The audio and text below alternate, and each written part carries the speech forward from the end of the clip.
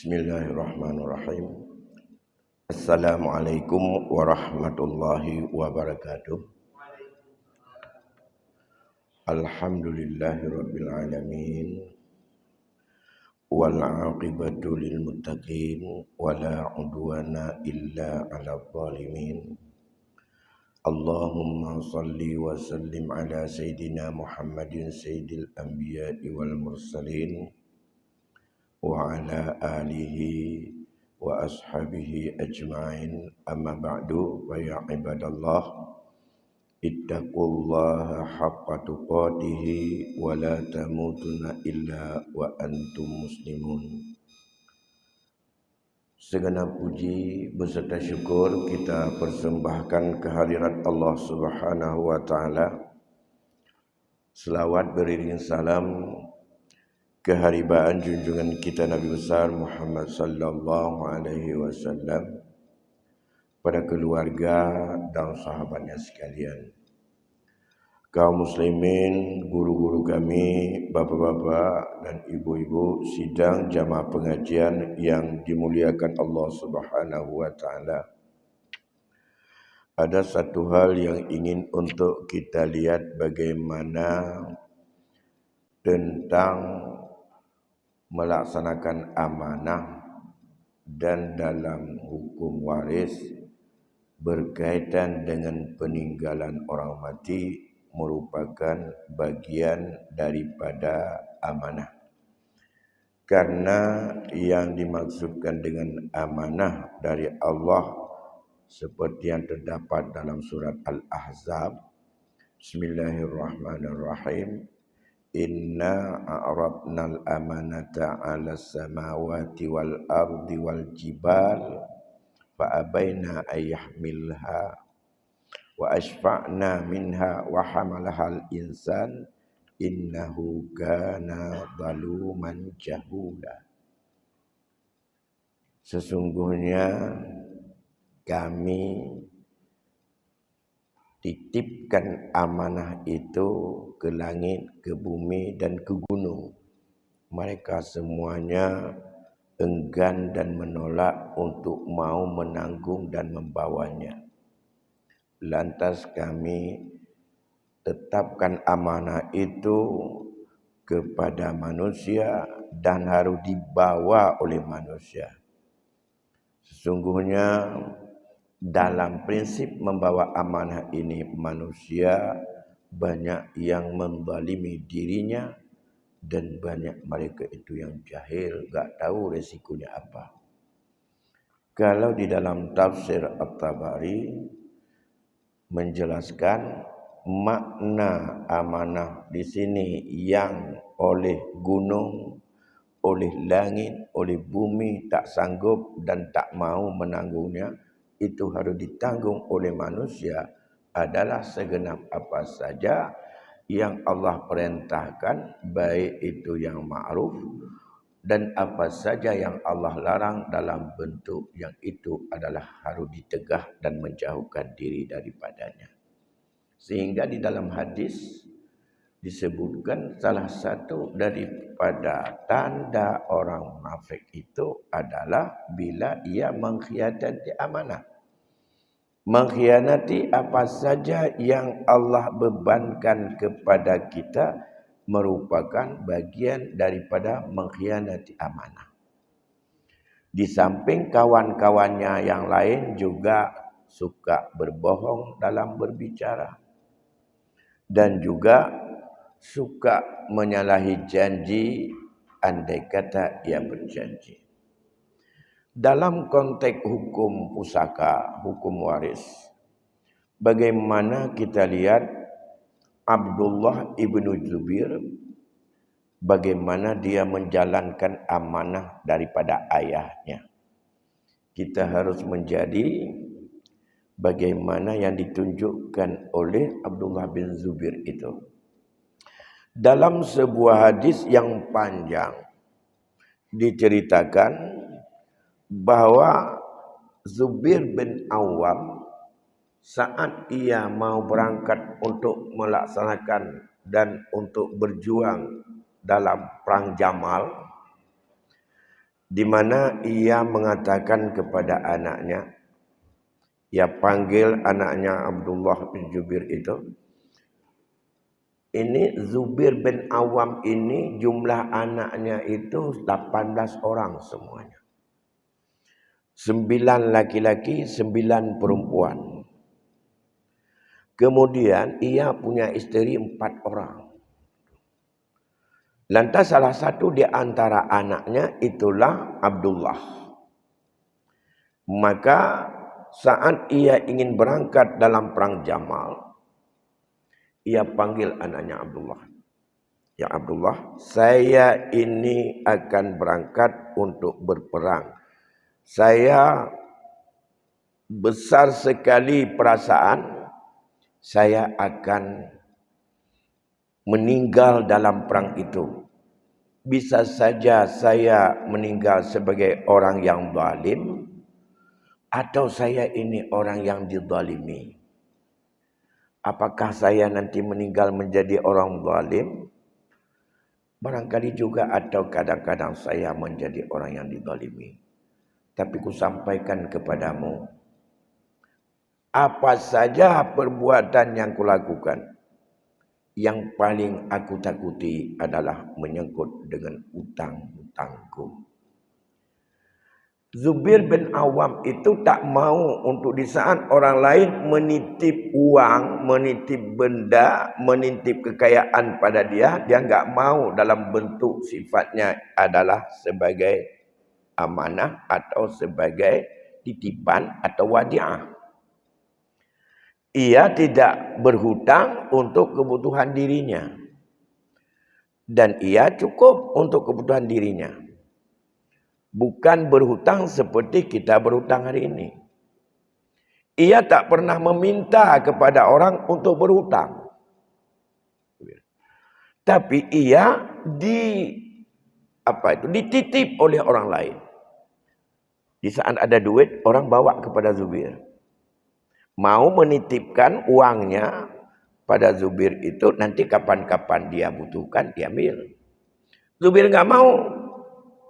Kalau kamu titipkan barang ataupun benda atau uang atau dinar atau dirham itu, saya tidak mau.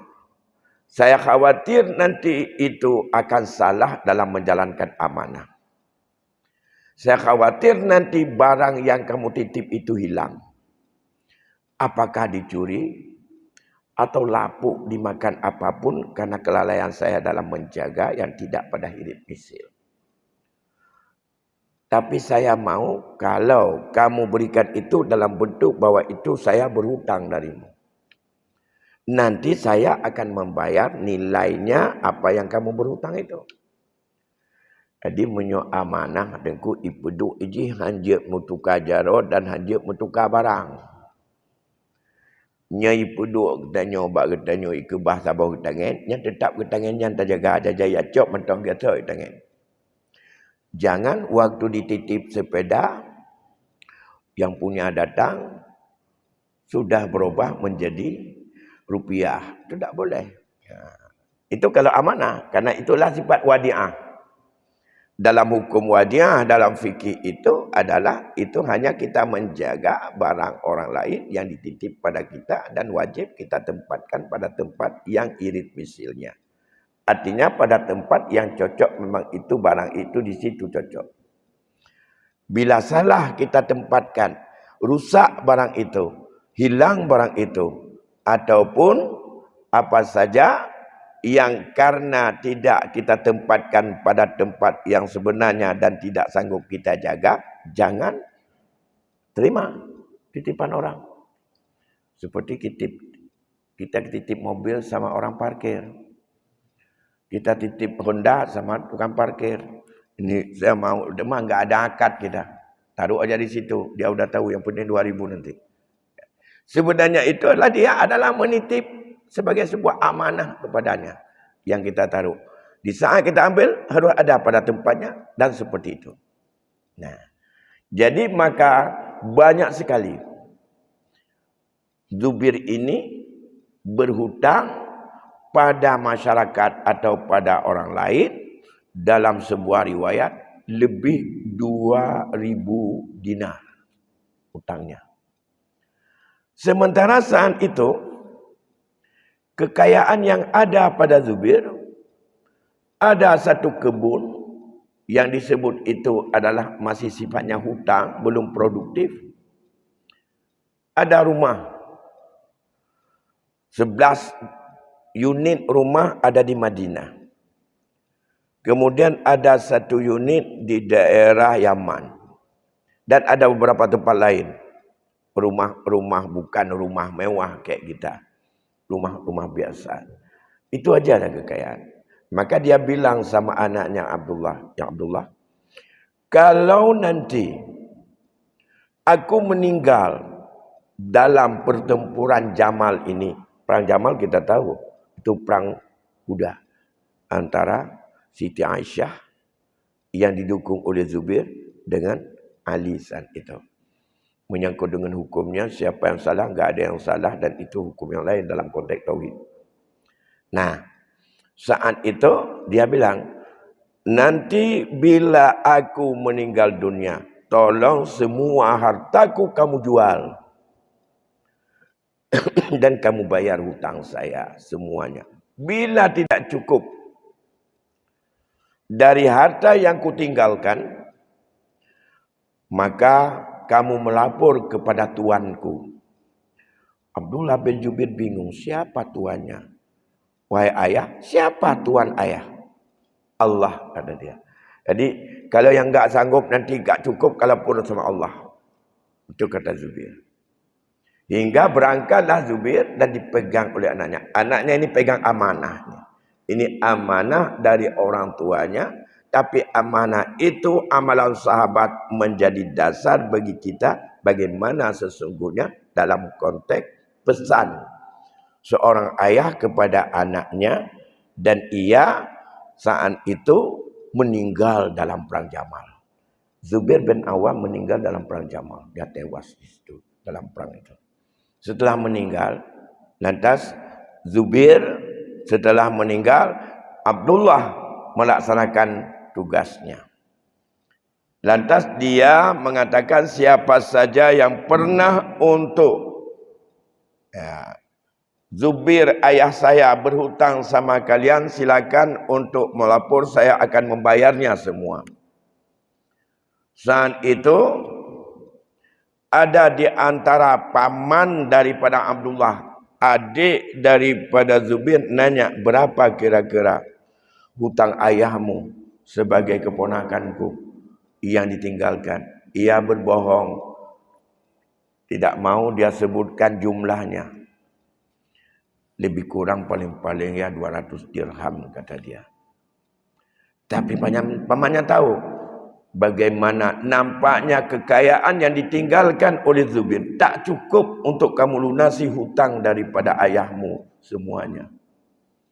Lantas mulai saat itu ia mencoba untuk membayar hutang.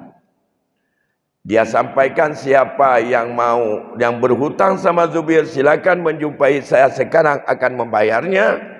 Dan bayaran itu adalah pada tanah ataupun pada tanah yang masih kosong itu. Atau kebun yang masih kosong. Ditanya, berapa kebun itu dibeli oleh ayahmu? Itu daerah lebih kurang 700 dirham, kata dia. Sekarang utangnya lebih 2.000 dirham utang ayahnya. Lantas saat itu Muawiyah termasuk datang juga. Andai kata nanti tidak cukup dengan nilai daripada kebun atau tanah itu untuk bayar hutang, kamu sampaikan pada saya. Dan ia mengatakan saya akan menjual tanah itu untuk melunasi hutang. Banyak yang datang. Yang pertama adalah Abdullah bin Ja'far yang datang. Abdullah bin Ja'far punya hutang pada Zubair lebih kurang 400 dirham. Dan ia mengatakan saya tak sanggup untuk menagih hutang itu sama kamu. Tidak boleh, kata Abdullah. Kemudian kalau demikian biarlah saya nanti saja ditraktir. Juga tidak boleh. Kalau demikian, tunjukkan kepada saya tanah yang kamu jual itu. Berikan kepada saya tanah itu senilai 400 itu. Dia berikan. Setelah itu sudah lunas dengan satu orang. Datang yang lain, ambil lagi 1/4-nya, ambil 1/4 dengan nilai, dengan jumlah utang. Akhirnya tanahnya habis dan utangnya lunas semuanya. Kemudian Zubir pernah berpesan, andai kata setelah lunas utang masih ada peninggalannya, maka ambil 1/3 untuk anakmu.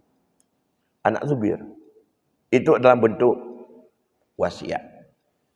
Nah, kemudian setelah habis bayar utang, anak-anak Zubir semuanya berkerumun, kumpul dan meminta sama Abdullah agar semua dibagikan mana hak kami masing-masing. Apa jawab Abdullah? Bukan sedikit ini. 18 masih hidup saat itu. Kalau 18 itu sudah cukup untuk 2 klub, 1 klub main bola ya. Bayangkan. Kata mereka, kalau sudah selesai hutang ini masih ada rumah, ada. Kemudian masih ada juga itu adalah beberapa tempat. Maka bagikanlah, wahai Abdullah, kepada kami hak kami dari peninggalan bapak kami. Apa kata Zubir saat itu? Itu tidak akan kubagikan harta itu kepada kamu sebelum melewati 4 kali musim panen, kata dia. Karena setiap musim panen, karena rata-rata saat itu orang nitip uang sama Zubir di saat musim panen. Begitu habis panen, ada kelebihan uang, dia titip sama Zubir. Zubir tak mau menjadi titipan, tapi dia maunya itu adalah menjadi sebagai hutang bagi dia, yang akan dibayar dengan nilainya kapan mereka untuk dibutuhkan. Maka kata Abdullah, sebelum melewati 4 kali daripada masa semi atau masa panen, tidak boleh kalian ambil dan tidak akan kubagikan harta ini untuk hak kalian masing-masing. Akhirnya itu ditunda. Ini yang boleh ditunda. Ditunda oleh Zubir, tidak dibagi harta ayahnya itu. Dan ia sebagai anak yang menerima amanah daripada ayahnya. Selama itu kebijakan dia yang ambil. Tidak dipesan 4 tahun. Yang 4 tahun tak membagikan harta itu. 4 tahun dia pertahankan untuk mencari. Bukan pertahankan untuk kumpul.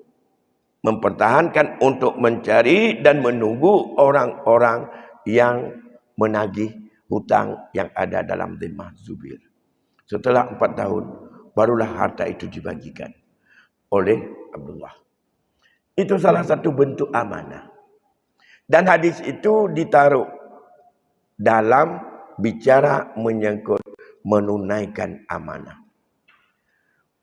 Bahwa Abdullah menerima sebuah amanah dari ayahnya untuk melunasi hutangnya. Bila selesai itu, berikan 1/3 untuk anak dia sebagai wasiat. Anak daripada Abdullah bukan ahli waris. Tapi karena masih ada Abdullah, itu cucu bagi Zubir. 1/3 diberikan kepada cucu-cucunya yang ayahnya masih ada. Kemudian sisanya dibagi-bagikanlah kepada isterinya 4 orang. Dan anaknya semua dapat sesuai menurut bagian yang telah ditetapkan. Iaitu 18 orang anaknya. 9 tambah 9. Tentu saja mereka membagi 9 kali 2 tambah 9. Sama dengan semuanya dibagi 27. 18 bagian untuk laki. Dan 7 bagian, 9 bagian untuk yang perempuan. Itu bentuk amanah. Bapak-bapak, ibu-ibu yang dimuliakan Allah Subhanahu wa taala, maka bila kita bawa dalam konteks kita hari ini, sepakat para ulama bahwa termasuk menyangkut dengan dasar hadis tersebut dan juga dalam ayat-ayat waris, tidak boleh dibagikan harta kepada ahli waris sebelum habis hutang. Menunggu penyelesaian hutang, sembari terus mengumumkan dan memberitahukan serta berusaha benda itu jual, karena Zubair tak meninggalkan sepeser pun dalam bentuk dinar. Gak ada dalam bentuk uang, hanya pada benda-benda itu semuanya. Maka disuruh jual itu untuk membayar nilai daripada hutang yang pernah untuk dititip, tapi itu sudah sepakat dengan yang punya sebagai hutang. Nah, dalam konteks ini 4 tahun pernah dipraktekkan oleh Abdullah bin Zubair. Tidak dibagi harta setelah bapaknya meninggal dunia, baru dibagi setelah 4 tahun. Tapi alasannya apa? Alasannya adalah karena dia belum menyelesaikan hutang dengan segala orang yang berhutang, yang dia berhutang oleh ayahnya. Ini salah satu sebab yang boleh untuk tidak dibagi. Tapi tidak dibagi, tapi tidak ada usaha untuk membayar, tidak ada usaha untuk menjual, itu tidak dianggap sebagai penundaan akibat belum bayar hutang. Dalam konteks kehidupan masyarakat kita hari ini, alasan tidak dibagi tak pernah tersentuh dengan karena belum selesai hutang. Alasan tidak dibagi harta setelah orang meninggal, ayahnya meninggal, mamaknya meninggal, adalah alasannya bukan alasan hutang. Kalau alasan hutang itu memang sudah ketegasan dari ayat Allah, bahwa semua bagian-bagian ahli waris setelah ditunaikan wasiat dan hutang. Abdullah melakukan seperti itu. Berbeda dalam konteks masyarakat kita. Masyarakat kita tidak membagikan harta, alasannya yang pertama adalah untuk tidak putus hubungan silaturahmi. Apa hubungan antara warisan dengan silaturahmi? Tidak dibagi rumah, tidak dibagi kebun, tidak dibagi sawah, supaya kita kumpul-kumpul sini, jangan tidak ada lagi hubungan untuk kita bisa kumpul di rumah ini. Menyangkut dengan silaturahmi tak pernah ada hubungan dengan harta yang milik orang supaya datang ke situ gara-gara silaturahmi. Enggak ada. Silaturahmi itu asing dari itu. Bahkan gara-gara itu akan mengelabui. Yang kedua, karena belum semuanya lepas daripada tanggung jawab ayahnya.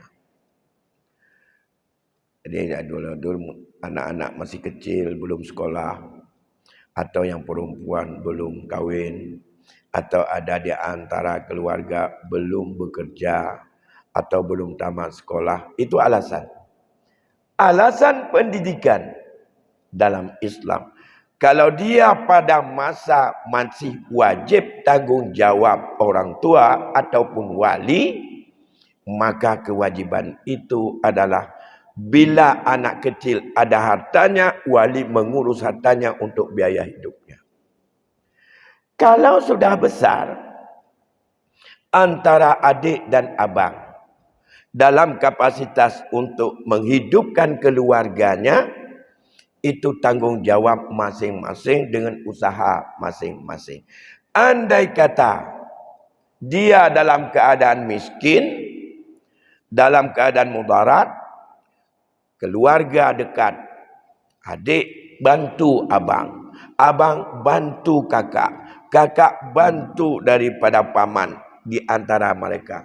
Membantu bukan harta yang kumpul, membantu dengan jalan miliknya, serahkan bantuan kepadanya.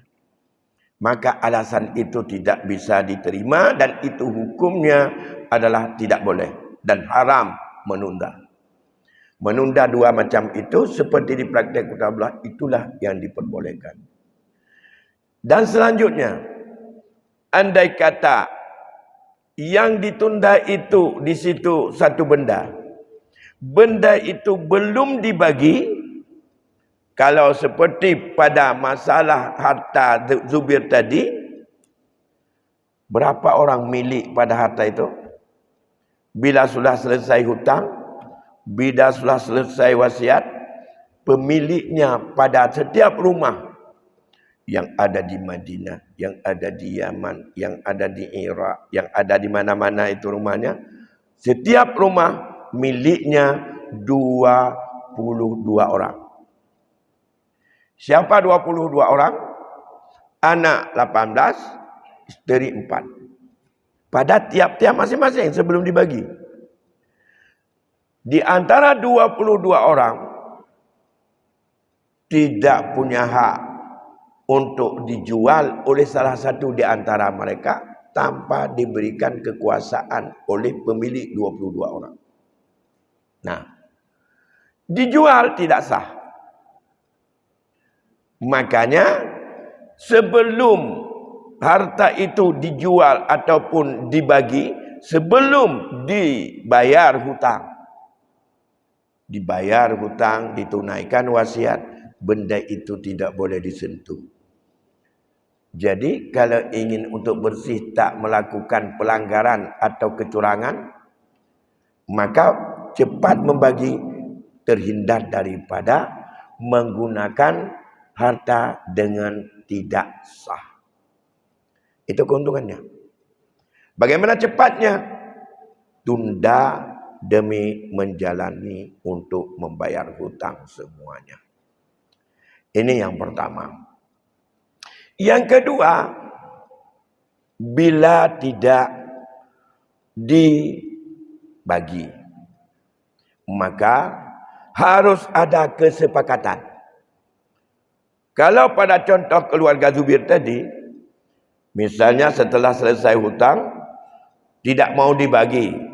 Okey, kumpul, setuju dan rida 18 orang anak dengan 4 orang isteri punya masing-masing, buat konsensus atau kesepakatan bahawa ini tidak kita bagi. Batasnya sampai usia mereka. Begitu salah satu meninggal, harus dibagi. Kalau enggak tahu hak yang meninggal itu untuk diberikan kepada ahli waris dia, maka akan terjadi kekeliruan. Oleh karena demikian, ini yang paling bagus dan begitulah dalam hukum Islam. Jangan kita untuk terpancing dengan bermacam hukum-hukum yang lain.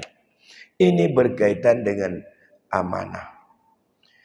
Diwasiat tidak diwasiat, amanah yang diperintahkan Allah seperti itu. Dalam konteks hadis Zubair, itu adalah diwasiatkan pada anaknya.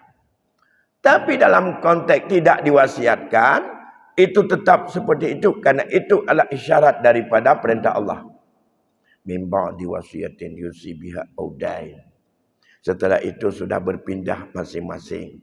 Kalau tidak diberikan, maka terjadinya banyak kekeliruan dalam pemanfaatan, baik nilainya maupun dalam bentuk daripada legalitas untuk tasarufnya. Tidak bisa ditasarufkan, tidak bisa dijual, tidak bisa untuk macam-macam, karena itu adalah bukan milik satu orang, tapi milik ramai-ramai. Kemudian yang berkaitan dengan amanah ini adalah di dalam sebuah hadis yang lain. Itu amanah. Kalau amanah, betapa besar resiko daripada amanah itu sendiri. Dalam hadis yang lain, Rasulullah sallallahu alaihi wasallam pernah menceritakan. Hadis itu bersumber daripada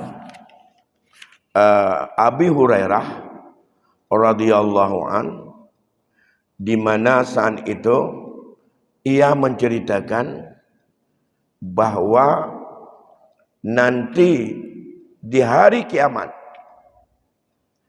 saat orang-orang dikumpulkan dekat dengan syurga, sudah nampak syurga, Dan saat itulah mereka menginginkan agar pintu masuk naik sirat cepat dibuka.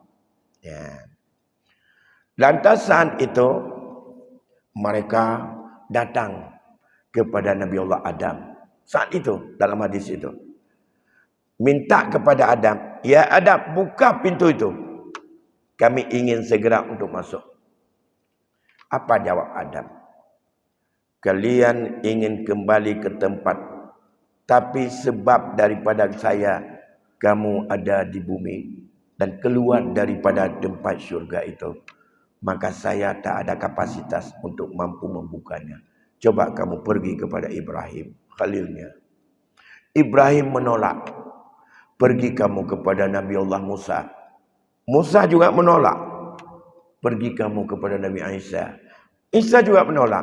Akhirnya coba kamu pergi kepada Rasulullah Muhammad sallallahu alaihi wasallam. Setelah sampai kepada Rasul, maka Rasul membukalah, ada dua katanya. Yang pertama amanah ditebarkan, yang kedua dibukanya sebuah kasih sayang. Setelah dibuka itu, maka di antara umat barulah bisa. Itulah syafaat Rasulullah. Dibuka pintu itu untuk bisa melewati sirat merupakan salah satu bentuk daripada syafaat Rasul. Yang Rasul yang lain tidak bisa untuk mohon kepada Allah. Allah izinkan untuk itu dimulai dan dibuka melewati sirat hanya kepada Rasul. Maka saat itu ada siapa yang bagus melaksanakan amanah, dan ia itu adalah diberikan juga dapat kasih sayang dari Rasul. Mereka ada yang melewati sirat itu seperti kilat. Ada yang melewati sirat itu seperti angin. Ada yang melewati sirat itu seperti burung terbang cepat sekali. Tapi ada juga yang harus jalan dengan merangkak, yang kadang-kadang bisa jatuh, dan terjatuhnya bisa adalah tergiring ke neraka. Dan ada yang kadang-kadang ia di pinggir-pinggirnya itu adalah ada besi yang bisa mencakarnya, dan kadang-kadang dia bisa juga lewat walaupun dia dengan luka-luka di badannya. Tapi ada yang kadang-kadang jatuh, dan itulah bentuk daripada amanah itu. Siapa yang tidak mengkhianati amanah, maka dia akan bisa melewati. Siapa yang sangat-sangat habis menghancurkan amanah, maka ia itu tak lewat di situ, dan ia tak mendapatkan kasih sayang dari Rasulullah. Oleh karena demikian, maka berkaitan dengan amanah ini salah satu sifat para Rasul dan merupakan identitas seorang Muslim, identitas seorang mukmin. Mengkhianati amanah, apakah itu amanah yang diberikan oleh Allah untuk kita laksanakan, atau amanah dari Allah yang itu dilarang, hal yang harus kita jauhkan, maupun amanah itu adalah diberikan oleh manusia, maka apabila tidak sanggup kita lakukan karena berat tanggungjawab, lebih bagus jangan ambil. Laksanakan dulu yang telah dibebankan oleh Allah sebagai kita makhluk Allah, sebagai kita hamba Allah, yang secara otomatis wajib kita tunaikan. Karena mengapa? Ibadah kepada Allah dengan benar amanah. Apa yang sudah kita tahu yang disampaikan oleh Rasul pada kita itu amanah. Maka dikatakan la takhunu amanatakum. Jangan kamu khianat amanahmu. Karena kamu mengkhianati amanah, telah mengkhianati Allah dan Rasulnya. Sama dengan mengkhianati daripada ketentuan agama. Merupakan bentuk daripada mengkhianati amanah. Maka yang kedua, yang ada hubungan dengan sifat kemunafikan, yaitu berdusta, bohong. Bohong itu adalah merupakan ucapan yang tak pernah serius dan tak pernah untuk sampai kepada hatinya, yang ucapan hanya keinginan agar orang lain bisa untuk mengiyakannya. Maka disebutkanlah dusta merupakan pencurian yang kita pelihara dalam jiwa kita untuk mencabut rasa kepercayaan orang lain kepada kita. Akibat dari dusta, maka dia akan menjadi orang-orang yang mengkhianati amanah. Tidak Allah saja amanah, apalagi kita manusia. Apa yang bentuk amanah? Yang sifatnya bukan kepada diri kita, tetapi beban yang Allah berikan kepada kita adalah melakukan apa saja kewajiban untuk kita kepada orang tua kita dan apa yang wajib kita lakukan untuk keluarga kita. Maka salah satu di antara tanda orang yang sayang kepada orang tuanya, yaitu apa saja yang dia tinggalkan merupakan amanah yang wajib kita sampaikan kepada yang berhak menerimanya. Mengkhianati amanah, perbuatan zalim, perbuatan aniaya, perbuatan yang untuk membuat darat dirinya sendiri. Dalam sebuah keluarga, bila orang tua meninggalkan sebuah peninggalan, itu amanah bagi kita. Siapa yang tidak memberikan barang itu kepada yang berhak menerimanya, itu pengkhianat dari amanah yang diberikan oleh Allah pada orang tua kita kepada kita.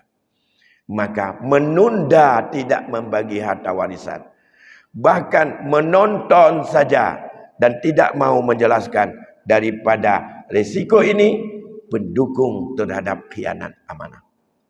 Menyona dalam tabah rumah orangnya peut tu. Nah yang kerutak sabah hanjak bagi karu punya bagi, maka yang lain perleh anak datang bagi tak im dah kerana termakut terkaru, termasuk im tanpa cari solusi daripada membiarkan untuk perbuatan zalim kerana mengkhianat amanah. Itu tanpa sampai kepada orang yang berhak menerimanya merupakan penyampaian amanah. Baik dia amanah mentong kerana getitip peng jajan anumin tara tajak udayah bagi tanyo toribe. Nyai tanyo yang amanah. Yang nubut. Kau nunggu jak udayah umana anumin lu empat napa yang toribe. Nujuk tak kejajan lu. Yang toribe nya amanah. Itanyonya yang dia amanah. Yang gejau dia Allah geyuk putruk kepada hak orang masing-masing. Meninggai urang-urang anak kita memperju. Itu lebih zalim daripada yang zalim. Saya misalnya ditinggalkan oleh orang tua saya. Ada satu benda bernilai 200 juta. Toko misalnya. Pada 200 juta itu ada hak adik saya. Ada hak bapak saya. Ada hak daripada isteri. Ada hak daripada anak. Atau daripada cucu, itu hak ahli waris. Lantas tidak kita bagi. Hingga salah satu yang punya hak ini meninggal. Ini lebih zalim daripada zalim. Amanah disuruh berikan oleh Allah 15 tahun yang lalu. Saat meninggal orang tua kita. Itu amanah. Lantas tidak kita berikan. 15 tahun kemudian sudah meninggal dia. Belum amanah sampai. Sampai hanya kita menikmati. Belum yang sifatnya berjenjang. Ada harta hari ini punya nenek tu jemaah atau punya nenek tu jemaah. Wateganya meninggal 68 anak tu. Orangnya kita cuca-cuca mantong hartanya ubena yang 8 roh anak kami meninggal. Duk natrib ka amanah yang tak khianati. Pertama, benda itu tak sempat untuk dimiliki dan dinikmati oleh yang punya. Yang kedua, nilai lebih atau kurang pada benda itu juga tak pernah dinikmati. Maka ini bagian daripada khianat amanah. Maka dalam konteks warisan, tolong kita perkecil. Bahkan kita hilangkan sifat khianat tersebut di dalam keluarga kita. Jangan menyerah kepada perasaan. Tapi pakailah kepada hukum. Dan ini persoalannya jangan kepada indikasi perpecahan atau permusuhan. Tapi lihatlah kepada dosa khianat amanah itu. Ini amanah yang paling kecil risikonya besar. Belum dengan amanah-amanah yang lain. Menyangkut dengan amanah harta dari orang tua, tidak pernah diukur mampu atau tidak. Karena Rasul kan mengingatkan, iza wusidal amru ila ghairi ahli fantadir sa'ah. Bila diserahkan sebuah amanah kepada yang tidak ahlinya, tunggu itu akan terjadi kehancuran. Ya. Itu adalah merupakan kehancuran. Namun dalam konteks ini secara otomatis setiap orang yang balik dan berakal sebagai bagian dari ahli waris sudah diserahkan oleh Allah menurut hukum yang harus untuk dibagi. Kalau kita tidak ahli, maka ada ayat yang lain yang diperintahkan oleh Allah untuk fas'alu ahla dzikri in kuntum la ta'lamun. Tanya kepada ahlinya, bala kamu tidak tahu kepada siapa dan berapa dan bagaimana cara membaginya harta ini kalau kamu tidak tahu. Tidak menanyakan, maka akibatnya akan terjadi kehancuran dan bahkan terjadi kezaliman yang kepanjangan. Berbeda barangkali dengan amanah yang disampaikan orang secara langsung. Kalau enggak sanggup hingga kita tak mampu, lebih bagus menolak dan jangan terima. Tapi ini tetap kepada siapa saja yang punya hak untuk dia balik dan berakal, amanah itu turun kepada ahli waris yang wajib untuk diserahkan kepada yang berhak menerimanya. Kalau kami hanya punya kewajiban untuk menyampaikan, kalau tidak disampaikan, ini kami juga termasuk khianat terhadap amanah yang disuruh sampaikan berkaitan dengan ilmu ini. Mudah-mudahan kita lebih bersih dan terhindar daripada orang-orang yang zalim di dalam keluarga berkaitan dengan amanah Allah terhadap peninggalan orang yang duluan meninggal untuk kita sampaikan dan kita teruskan hingga sampai dinikmati dan dipegang dan juga dimanfaatkan oleh orang yang berhak menggunakannya. Itu kalau belum sampai ke sana, maka kita belum menyampaikan amanah itu. Lebih kurang saya mohon maaf. InsyaAllah nanti pada waktu yang lain akan kita lihat juga hadis-hadis Rasulullah yang lain. Semoga kita lebih dijaga oleh Allah daripada orang-orang termasuk orang yang munafik. Mudah-mudahan kita tidak termasuk dalam golongan itu. Amin ya rabbal alamin. Wabillahi taufiq wal hidayah. Assalamualaikum warahmatullahi wabarakatuh.